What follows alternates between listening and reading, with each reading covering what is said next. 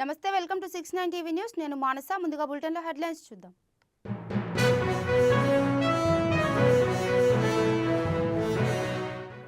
Allu అర్జున్ను పరామర్శించేందుకు queue కట్టిన సినీ ప్రముఖులు.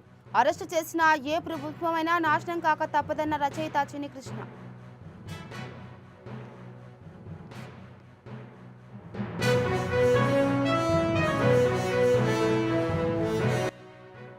అల్లు అర్జున్ విడుదల ఆలస్యంపై న్యాయవాదులు సీరియస్. చట్టపరమైన చర్యలు తీసుకునే యోచనలో బన్నీ తరఫు అడ్వకేట్లు.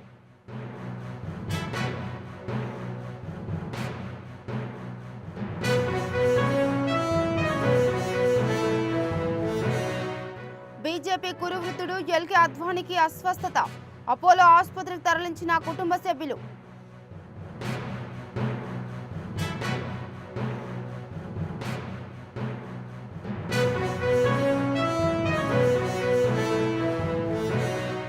మానవత్వం చాటుకున్న మంత్రి సీతక్క. రోడ్డు ప్రమాద బాధితుల్ని కాన్వాయ్ నిలిపి ఆసుపత్రికి తరలించిన మంత్రి.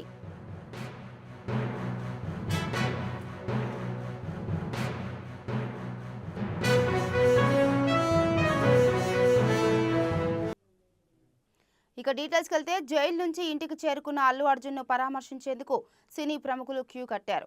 అల్లు అర్జున్ నివాసానికి హీరో విజయ్ దేవరకొండ తన సోదరుడు ఆనంద్ దేవరకొండతో కలిసి వెళ్లారు. అల్లు అరవింద్కు విష్ చేయగా విజయ్ను అల్లు అరవింద్ ఆప్యాయంగా కౌగిలించుకున్నారు. ఆ సమయంలో ఫోన్లో మాట్లాడుతున్న అల్లు అర్జున్ కాల్ ముగించి విజయ్తో కరచాలనం చేసి హత్తుకున్నారు. విజయ్, అల్లు అర్జున్, అల్లు అరవింద్ కాసేపు మాట్లాడుకున్నారు. అదే సమయంలో డైరెక్టర్ సుకుమార్ కూడా అల్లు అర్జున్ను కలిసేందుకు వచ్చారు. వీరితో పాటు వంశీ పైడిపల్లి, కొరటాల శివ, నిర్మాతలు నవీన్, రవి, దిల్ రాజు తదితరులు కలిశారు. జూబ్లీహిల్స్లోని అల్లు అర్జున్ నివాసానికి వెళ్లిన వీరందరూ తాజా పరిణామాల గురించి చర్చించారు. తన మేనల్లుడు నటుడు అల్లు అర్జున్ను చిరంజీవి సతీమణి సురేఖ కలిశారు. తాజా పరిణామాల గురించి మాట్లాడారు. మేనల్లుడిని అత్తుకొని ఎమోషనల్ అయ్యారు. బన్నీ ఆమెకు ధైర్యం చెప్పారు. అల్లు అర్జున్ను అరెస్ట్ చేసిన ఏ ప్రభుత్వమైనా నాశనం కాక తప్పదని రచయిత చిన్ని కృష్ణ ఆగ్రహం వ్యక్తం చేశారు.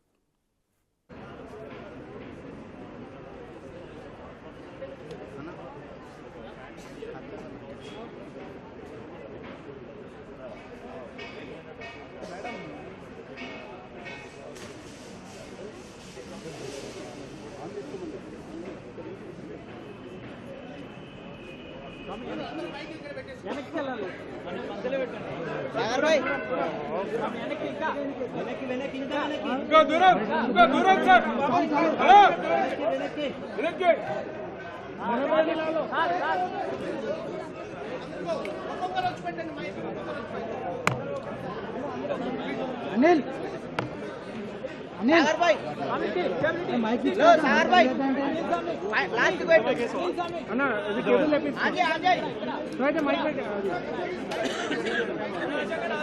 भाई सागर అలా గానే మాకు మైక్ ఆరే కేబుల్ చెప్పినావా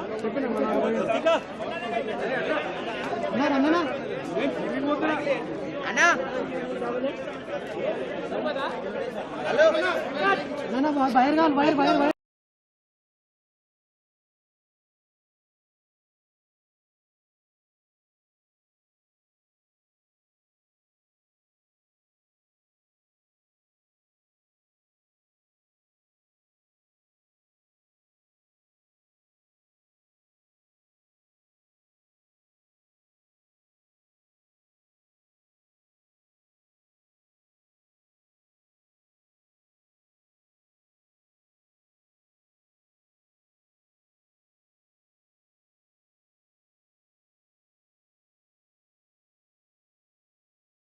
రాసింది నేనే.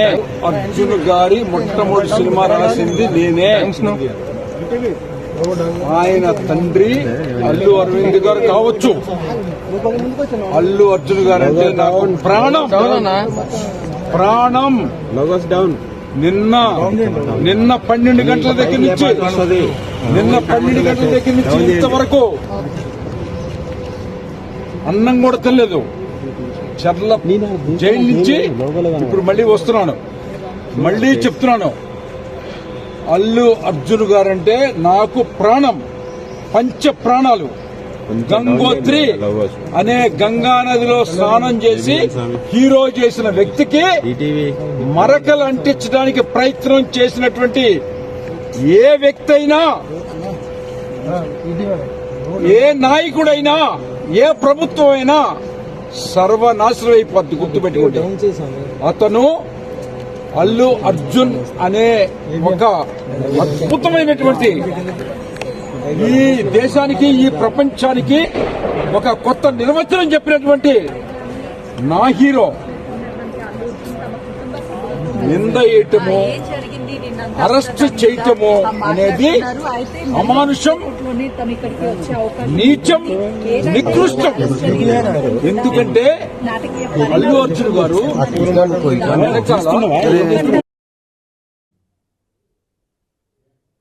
పుష్ప 2 ప్రీమియర్ షో సందర్భంగా సంధ్యా థియేటర్ వద్ద జరిగిన తొక్కిసలాట ఘటన కేసులో ఐకాన్ స్టార్ అల్లు అర్జున్ అత్యంత నాటకీయ పరిణామాల మధ్య అరెస్టు కావడం, 14 రోజుల రిమాండ్పై చెంచల్గూడ జైలుకు వెళ్లారు. తెలంగాణ హైకోర్టు జారీ చేసిన మధ్యంతర బెయిల్ ఆదేశాలు సకాలంలో జైలు అధికారులకు చేరకపోవడంతో బన్నీ రాత్రి జైల్లోనే గడపాల్సి వచ్చింది. ఉదయం ఆయన విడుదలై ఇంటికి చేరుకున్నారు. కాగా చెంచల్గూడ జైల్లో అల్లు అర్జున్కు ఖైదీ నెంబర్ 7697ను జైలు అధికారులు కేటాయించినట్టు సమాచారం. అధికారులు భోజనం అందించినా తినలేదని, సాధారణ ఖైదీల మాదిరిగా రాత్రంతా నేలపై పడుకున్నాడని జైలు వర్గాలు చెప్పినట్టు కథనాలు వెలువడుతున్నాయి. మంజీరా బ్లాక్లోని ప్రత్యేక బ్యారక్ను అల్లు అర్జున్కు కేటాయించినట్టు సమాచారం. కాగా హైకోర్టు నుంచి మధ్యంతర బెయిల్ ఆర్డర్ కాపీ జైలు అధికారులకు అందినప్పటికీ అల్లు అర్జున్ను విడుదల చేయలేదని, దీనిపై జైలు అధికారులు సమాధానం చెప్పాలని ఐకాన్ స్టార్ తరఫున వాదించిన అశోక్ రెడ్డి డిమాండ్ చేశారు. ఇది అక్రమ నిర్బంధమని, తాము చట్టపరమైన చర్యలు తీసుకుంటామని ఆయన హెచ్చరించారు.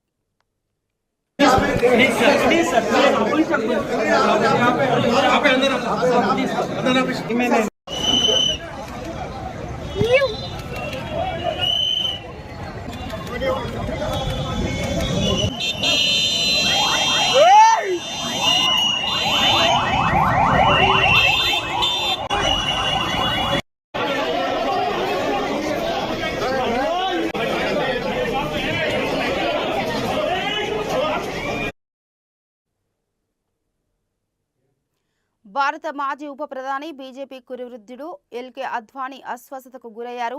దీంతో శనివారం ఉదయం అద్వానీని ఆయన కుటుంబ సభ్యులు అపోలో ఆసుపత్రికి తరలించారు. ప్రస్తుతం అద్వానీ ఆరోగ్యం నిలకడగానే ఉందని తెలుస్తుంది. అద్వానీ వయసు ప్రస్తుతం 97 సంవత్సరాలు. వృద్ధాప్యం కారణంగా ఆయన పలు అనారోగ్య సమస్యలతో బాధపడుతున్నట్లు వైద్యులు తెలిపారు. 2 నెలల క్రితం కూడా అద్వానీ అనారోగ్య సమస్యలతో ఆసుపత్రిలో చేరారు. ఢిల్లీలోని ఎయిమ్స్లో చికిత్స తీసుకున్నారు. కాగా అద్వానీ అస్వస్థతకు గురయ్యారని తెలియడంతో బీజేపీ శ్రేణులు, ఆయన అభిమానులు ఆందోళన వ్యక్తం చేస్తున్నారు. అద్వానీ తొందరగా కోలుకోవాలని ప్రార్థనలు చేస్తున్నారు.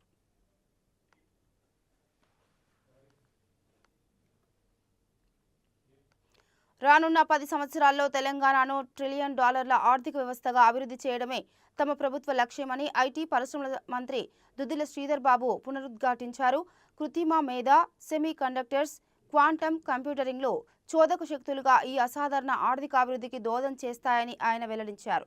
కృత్రిమ మేధలో దిగ్గజ సంస్థ ఫెనామ్ హైటెక్ సిటీలో నిర్వహించిన ఐఆమ్ ఫెనామ్ ఇండియా సదస్సు ముగింపు సందర్భంగా శ్రీధర్ బాబు ప్రసంగించారు. యంగ్ ఇండియా స్కిల్స్ యూనివర్సిటీ ద్వారా భవిష్యత్తు అవసరాలకు సరిపడా నిపుణులైన మానవ వనరులను అందిస్తామని ఆయన తెలిపారు.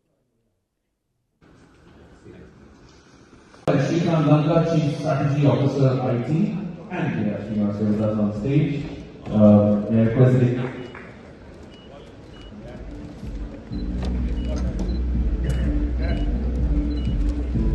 May I request our Managing Director, Nanjaya Bharati, please, if I could request you, sir, to please join us for a photo op.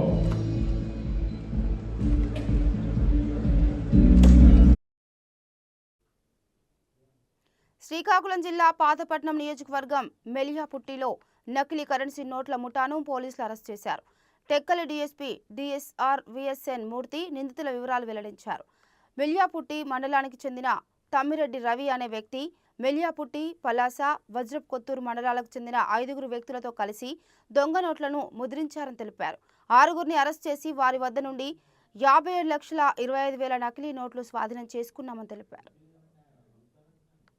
దూర్వాసులు అనే అతనికి గతంలో కాశీబుగ్గ పోలీస్ స్టేషన్లో ఒక మర్డర్ కేసు ఉంది. అట్లాగే దుమ్ము ధర్మారావు ఈ వజ్రపుత్తూరు సంబంధించిన ఆయనకి దొంగతనం కేసులు కాశీబుగ్గ మందస వీటిల్లో ఉన్నాయి.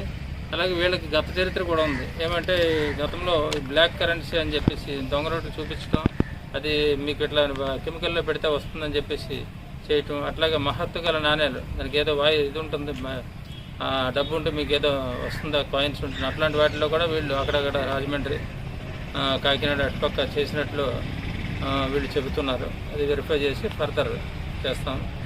ఈ ఎంటైర్ ఎపిసోడ్లో వీళ్ళని చాకచక్యంగా పట్టుకొని ఈ కేసుని డిటెక్ట్ చేసిన inspector Ramarao and SI Ramesh and వాళ్ళ సిబ్బంది అంతా కూడా అందరినీ కూడా.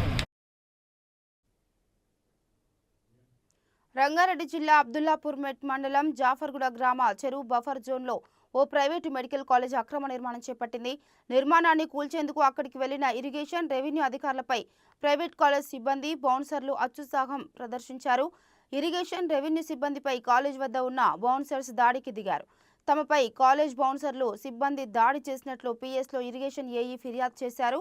దాడి సమయంలో అధికారులు రికార్డు చేసిన వీడియోలను, ఫోటోలను సెల్ ఫోన్లు లాక్కొని డిలీట్ చేశారని ఫిర్యాదులో పేర్కొన్నారు. చెరువు అలుగు కింది భాగంలో బఫర్ జోన్లో నిర్మాణం చేపట్టినట్టు గుర్తించిన అధికారులు అక్రమ నిర్మాణాన్ని కూల్చివేశారు. కూల్చివేసిన 24 గంటల్లోపే కాలేజీ యాజమాన్యం మళ్లీ నిర్మాణం పూర్తి చేశారు. అబ్దుల్లాపూర్ మెట్ ఎంఆర్ఓ సుదర్శన్ రెడ్డి ఘటనా స్థలికి చేరుకొని పరిశీలించారు.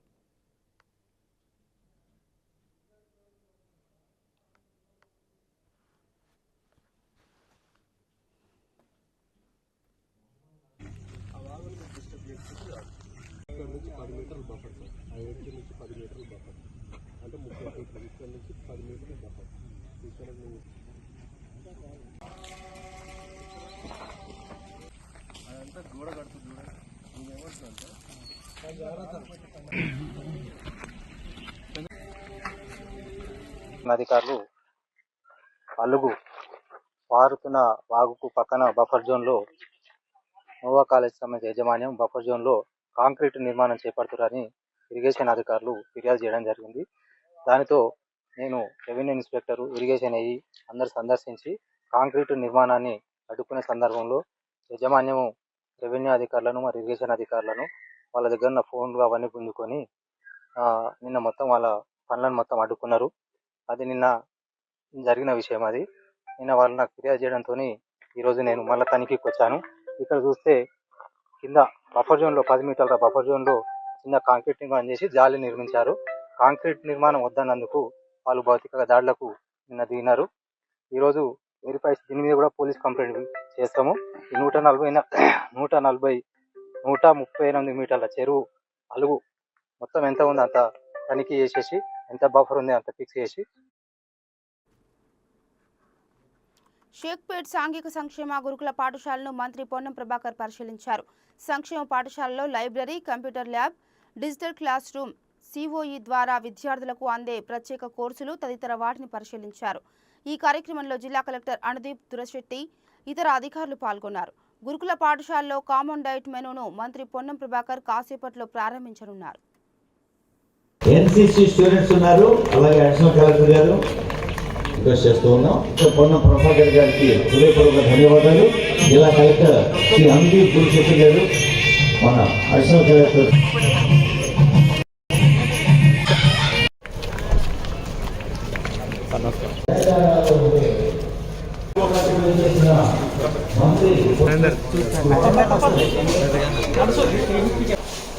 సైడ్ సార్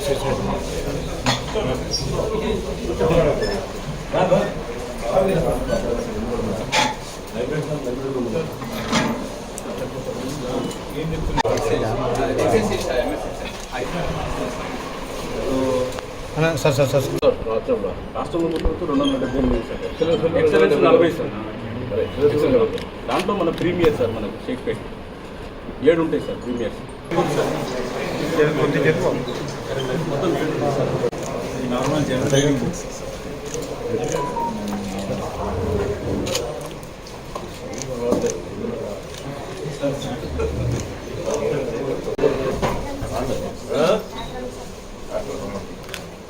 చెప్పినా ఏం దాని గురించి నువ్వు చేసినావా? ఉత్తమ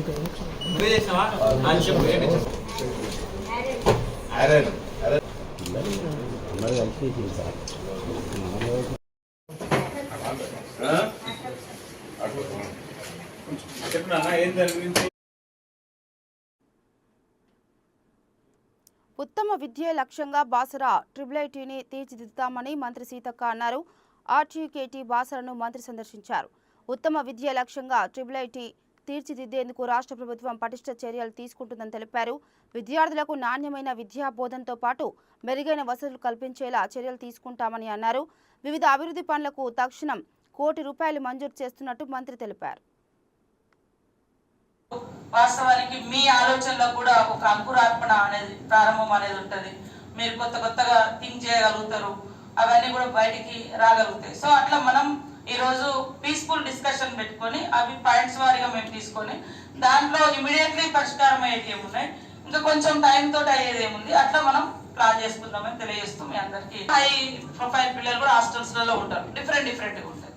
సో ఇప్పుడు మనం గవర్నమెంట్ పరంగా కూడా అన్ని రకాలుగా ఎడ్యుకేషన్ మీద ఎక్కువ కాన్సన్ట్రేట్ చేయాలి. ఎందుకంటే ఈ సమాజంలో ఉన్నటువంటి పేదరికాన్ని, పవర్టీని తగ్గించాలి అంటే ఎడ్యుకేషన్ తోటే నిర్మూలన జరుగుతుంది. ఒక ఇంట్లో ఒక పర్సన్ అధికారులు కూడా కలెక్టర్ గారు కానీ, ఎస్పీ గారు కానీ, ఇతర స్టాఫ్ అంతా కూడా పిల్లలతో ఒక సమైక్య దృక్పథంతో, సామరస్య దృక్పథంతో ఉంటూ వాళ్ళ సమస్యలన్నీ కూడా బీసీ గారు ఇక్కడే ఉంటూ పిల్లలతో పరిష్కరించే ప్రయత్నం చేస్తూ ఉన్నారు. మా దృష్టికి కూడా చాలా పెండింగ్ సమస్యలు కూడా వచ్చినాయి. వెంటనే వీలైనంత వరకు ఆ సమస్యలను పరిష్కరించి ఈ బాసర యూనివర్సిటీ యొక్క గొప్పతనం మస్కబారే పరిస్థితి నుంచి మరి ప్రపంచానికి అద్భుతమైనటువంటి స్టూడెంట్స్ని ఇక్కడ నుంచి అందియాలంటే వాళ్ళు ఆరోగ్యంగా ఆనందంగా ఉండాలి. కాబట్టి వాళ్ళ ఆనందం కోసం, ఆరోగ్యం కోసం, క్వాలిటీ ఎడ్యుకేషన్ కోసం వాళ్ళు కావాల్సినటువంటి సమస్యలు చెప్పిండ్రు. వాటిని తొందరలోనే సీఎం దృష్టికి తీసుకెళ్లి పరిష్కరిస్తాం. ఇమీడియట్లీ ఇక్కడ వాళ్లకు అవసరాన్ని బట్టి ఒక 1 crore రూపీస్ కూడా మేము ఇప్పుడు కేటాయించడం జరిగింది. అవి వాళ్లకు ఇక్కడ తక్షణ అవసరాలను కూడా తీర్చడం జరుగుతుంది. మిగతా ఫ్యాకల్టీ ఉంది, కొద్దిగా ఫుడ్లో ప్రాబ్లం ఉంది. ఆ ఫుడ్ కాంట్రాక్టరు మరి 9,000 మందికి గతం నుంచి 3 ఉండడంతో కూడా అది ఇబ్బంది అవుతుంది. తర్వాత కొంత డ్రైనేజ్ ఇష్యూస్ ఉన్నాయి. తర్వాత ల్యాప్టాప్లు కూడా అవి గత కొన్ని సంవత్సరాలుగా అవే పాతవి వాడుతున్నారు. ఇట్లాంటి తర్వాత ఇంకా కొన్ని సమస్యలు కూడా చెప్పారు. వాళ్ళు చెప్పిన వాటిల్లో అంటే వాళ్ళ అవసరం ఉంది, వాళ్ళ పరిస్థితి అట్లుంది. కాబట్టి వారు కూడా మా బిడ్డలే, ఈ దేశ భవిష్యత్తును మరి అద్భుతంగా రాణించాలంటే ఇలాంటి ఐఐటి నుంచి వచ్చినటువంటి పిల్లలు అద్భుతంగా ఎదగాలంటే ప్రభుత్వం కూడా అన్ని రకాల సహకారం చేయాల్సిన అవసరం ఉంది. ఖచ్చితంగా ప్రత్యేకంగా దృష్టి పెట్టి ఈ బాసర యూనివర్సిటీలో ట్రిపుల్-ఐటీలో ఉన్నటువంటి సమస్యలు తొందరలోనే పరిష్కరించి వాళ్ళకు మంచి విద్యను నేర్పించే విధంగా వాతావరణం కల్పిస్తామని తెలియజేస్తాం. స్టూడెంట్స్ మీద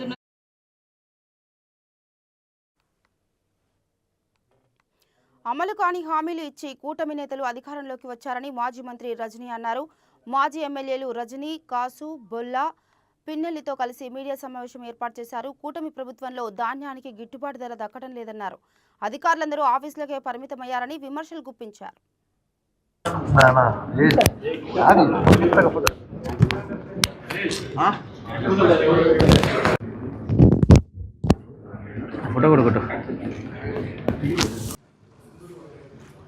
గతంలో జగన్మోహన్ రెడ్డి గారు ప్రభుత్వం రైతులకి రైతు భరోసా కింద ఇచ్చిన మాట ప్రకారం ఏ రకంగా రైతులకు సహాయం చేశాం.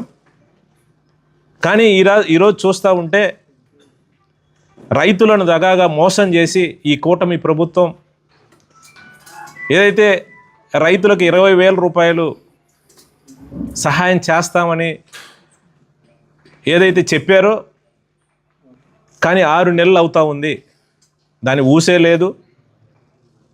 రైతులకు ఇవ్వాల్సిన వాళ్ళకి ఇచ్చిన హామీల్లో ఏదైతే 20,000 ఉందో అది కనీసం బడ్జెట్లో కూడా వాళ్ళు ప్రతిపాదన పెట్టిన పరిస్థితి లేదు. ఇవే కాదు, సూపర్ 6 తోటి ఈ రాష్ట్రంలో అన్ని వర్గాలని ఏ రకంగా మోసం చేశారో, వాళ్ళు ఇచ్చిన సూపర్ 6 హామీల్లో రైతులకు అండగా ఉండటానికి, రైతుల పక్షాన రేపు నరసరావుపేట కలెక్టరేట్లో కలెక్టర్ గారికి మా నాయకులు అందరం కలిసి రేపు రైతుల పక్షాన ఒక వినతి పత్రాన్ని మెమోరాండాన్ని ఇవ్వబోతూ ఉన్నాం. ఈ రకమైన పోరాటాలు ఈ రాష్ట్రంలో రైతాంగ పక్షాన చేయబోతూ ఉన్నాం. ఎందుకంటే గతంలో ఏదైతే పేద వర్గాలకి, ముఖ్యంగా అన్ని వర్గాలకు కూడా జగన్మోహన్ రెడ్డి గారు ఇచ్చిన మాట ప్రకారం 2,75,000 కోట్ల రూపాయలు సంక్షేమ కార్యక్రమాల రూపంలో ఇస్తే ఈరోజు కనీసం ఎలక్షన్ ఏదో వంకతోటి దాని మీద దృష్టి కాకుండా దయచేసి మీరు పేదలకు సహాయం చేయాలి, ఈ రాష్ట్రంలో పేద వర్గాలకి ఇచ్చిన హామీలు అమలు చేసే విషయంలో దాంట్లో భాగంగా రాష్ట్ర వ్యాప్తంగా కూడా అన్ని జిల్లా కలెక్టరేట్స్కి కూటమి ప్రభుత్వం వచ్చాక రైతులను ఏ విధంగా ఇబ్బంది పెడుతున్నారు, రైతన్నలకు సూపర్ 6లో ఏదైతే పెట్టుబడి సాయం కింద ఏడాదికి 20,000 ఇస్తామని సూపర్ 6లో చెప్పినటువంటి హామీ అమలును ప్రశ్నిస్తూ రైతుల పక్షాన అండగా నిలబడుతూ మరి వైఎస్ఆర్ కాంగ్రెస్ పార్టీ అన్ని జిల్లాల్లో కూడా రేపు కలెక్టర్లకు వైఎస్ఆర్ కాంగ్రెస్ పార్టీ జరుగుతున్న అన్యాయానికి రైతులకు మేలు జరిగే విషయంకై మరి రిప్రజెంటేషన్ ఇవ్వాలని ఒక ఆలోచన చేసింది. దాంట్లో భాగంగా మన పల్నాడు జిల్లాలో కూడా పెద్దలు డిస్ట్రిక్ట్ ప్రెసిడెంట్ పిన్నెల రామకృష్ణారెడ్డి అన్న ఇప్పుడే రేపటి యొక్క కార్యాచరణ గురించి వారి యొక్క మాటల్లో వివరించడం జరిగింది. ఇక బులెటిన్ ముగించే ముందు హెడ్లైన్స్ మరోసారి.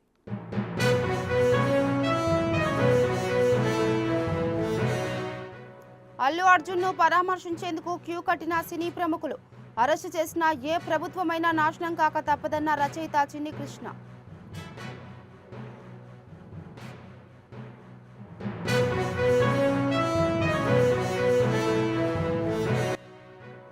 అల్లు అర్జున్ విడుదల ఆలస్యంపై న్యాయవాదులు సీరియస్. చట్టపరమైన చర్యలు తీసుకునే యోచనలో బన్నీ తరఫు అడ్వకేట్లు.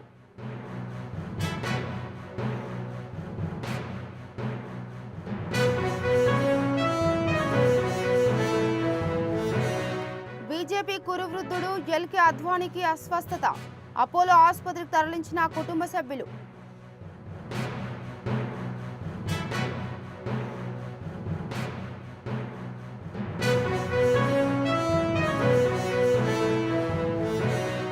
మానవత్వం చాటుకున్న మంత్రి సీతక్క. రోడ్డు ప్రమాద బాధితుడిని కాన్వాయ్ నిలిపి ఆసుపత్రికి తరలించిన మంత్రి.